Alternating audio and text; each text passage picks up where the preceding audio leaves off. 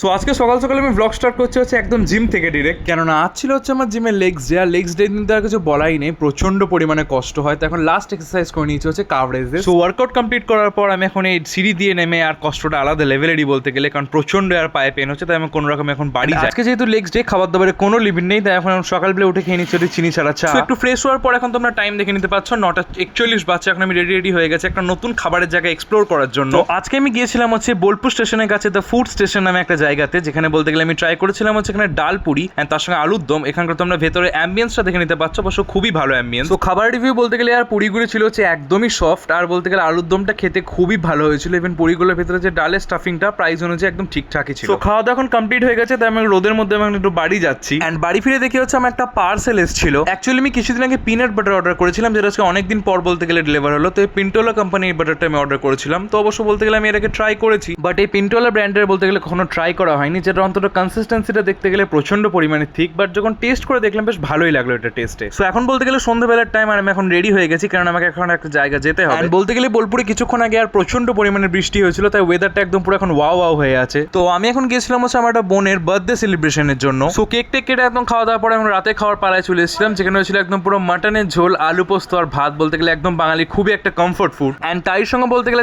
বাড়ি ফিরতে আর প্রচন্ড লেট হয়ে গেছিল, আর ওয়েদারটা একদম খুব ঠান্ডাই ছিল। বাকি আজকের ভিডিও ছিল এতটাই, আবার দেখা হবে কালকে একটা নিউ ভিডিওর সঙ্গে। বাই।